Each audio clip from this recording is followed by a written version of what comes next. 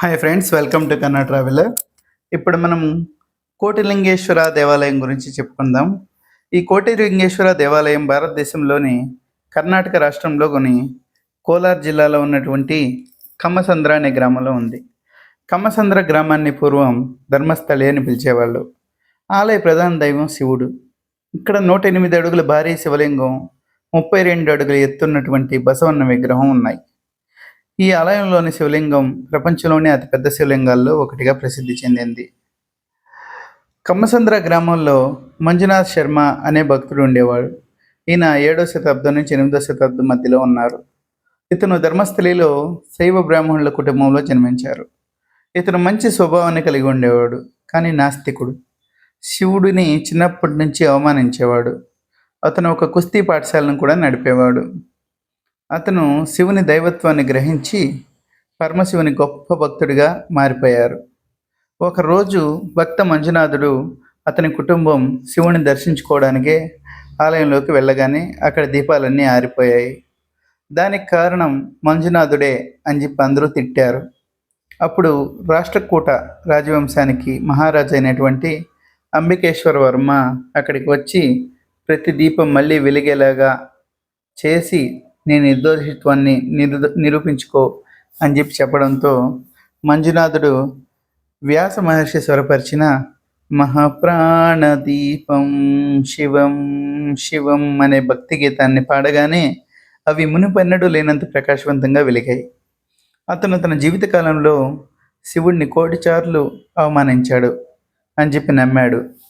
అందువల్ల భక్త మంజునాథుడు మహారాజు అంబికేశ్వర వర్మ ఆధ్వర్యంలో అతని కుటుంబ సభ్యుల సహాయంతో తన పూర్వ పాపాలను వదిలించుకోవడానికి 1,000,000 లింగాలను సృష్టించి వాటిని ఇక్కడ ప్రతిష్ఠించారు.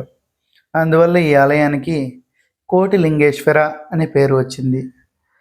ఆలయ నిర్మాణాలను స్వయంగా స్వామి సాంబశివమూర్తి 1980లో నిర్మించాడు. 1980కి ముందు ఇక్కడ ఆలయం లేదు, 1,000,000 లింగాలు మాత్రమే ఉన్నాయి. ఆలయ వివరణ గురించి చెప్పాలనుకుంటే, ఈ ఆలయానికి ప్రధాన ఆకర్షణ 108 అడుగుల అతిపెద్ద శివలింగం, 35 అడుగుల ఎత్తున్నటువంటి నందీశ్వరుడి విగ్రహం, దాని చుట్టూ 15 ఎకరాల స్థలంలో చిన్న చిన్న లింగాలు ఉన్నాయి.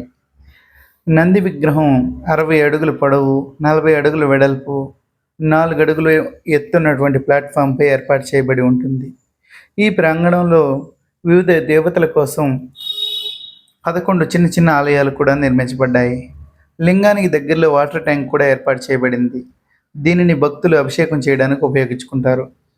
విగ్రహాల ఎత్తు 1 అడుగు నుంచి 3 అడుగుల మధ్య ఉంటాయి. ఇక్కడ ఒక గెస్ట్ హౌస్, కళ్యాణ మండపం, ధ్యానం చేసుకోవడానికి హాలు, బృందావనం, ఆలయానికి అనుబంధంగా ఒక ప్రదర్శన కేంద్రం కూడా ఉన్నాయి. ఆసియాలోనే అతిపెద్ద శివలింగం ఇక్కడ ఉన్నందువలన ఈ ఆలయం చాలా ప్రసిద్ధి చెందింది. ఒక ప్రదర్శన కేంద్రంగా ఈ ఆలయాన్ని భక్తులు చూసుకుంటారు. శివుడి కోసం ఏర్పాటు చేసిన లైబ్రరీ లాగా అనిపిస్తుంది అన్నమాట ఇక్కడికి వస్తే.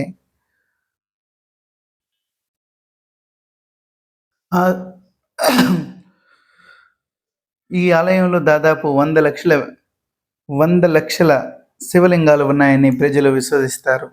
అయితే వాటి సంఖ్య 91 లక్షలుగా ఉన్నట్టుగా ఆలయ అర్చకులు చెప్తున్నారు. ఆలయ ప్రాంగణంలో ప్రవేశించగానే శివుడు, బ్రహ్మ, విష్ణువు, మహేశ్వరుడు, వినాయకుడు, అయ్యప్ప, ఆంజనేయుడు, కన్యకా పరమేశ్వరి, పార్వతీదేవి, లక్ష్మీదేవి, నవగ్రహాలు, సత్యనారాయణ స్వామి, సుబ్రహ్మణ్య స్వామి, వెంకటేశ్వర స్వామి, పంచముఖ ఆంజనేయ స్వామి, సంతోషి మాత, మంజునాథేశ్వర స్వామి విగ్రహాలు కూడా ఉన్నాయి. గుడిలో వినాయకుడు గుడి ముందు భారీ బిల్వపత్ర వృక్షం కూడా ఉంటుంది. నాగలింగ వృక్షాలు చాలా ఉన్నాయి. ఆలయంలో పూజించే పవిత్రమైన దారాన్ని తీసుకుని ఈ చెట్లకు కడితే కోరికలు తీరుతాయనేది ప్రజల నమ్మకం. ఇక్కడికి రోజుకు 100ల సంఖ్యలో భక్తులు వస్తుంటారు, వెళ్తుంటారు. ఆలయాల్లో నిత్య సేవ, అన్నదానం, పేదలకు వస్త్రదానం జరుగుతూ ఉంటాయి. ప్రతి సంవత్సరం ఆశ్వీజ మాసంలో దసరా సందర్భంగా ఇక్కడ రథోత్సవం కూడా జాతరలాగా జరుగుతుంది. ఇక ఆలయ పురాణంలోకి వెళ్తే, స్థల పురాణం ప్రకారం దేవతల రాజు ఇంద్రుడు ఒకసారి గౌతమ మహర్షిని శపించాడు. ఋషి ఆ శాపం నుండి విముక్తి పొందడానికి అతను ఒక శివలింగాన్ని ప్రతిష్ఠించి 10 లక్షల నదుల నీటితో శివలింగాన్ని అభిషేకించాడు. ఇక్కడ మనం చూస్తే ఆ గ్లాసులో ఉండేటువంటి చిన్న చిన్నవి గుళ్ళు అవి అష్టాదశ శక్తిపీఠాలవి. చూడండి, నేనే ఇక్కడ మీకు అన్నీ చూపిస్తూ ఉండేది. ఇదొక అద్భుతం. ఇక్కడికి వచ్చినారంటే మీకే తెలియనంటువంటి ఫీల్ వస్తుంది గ్యారంటీగా. వచ్చి కోలార్లో ఉన్నటువంటి కోటిలింగాలను దర్శనం చేసుకోండి.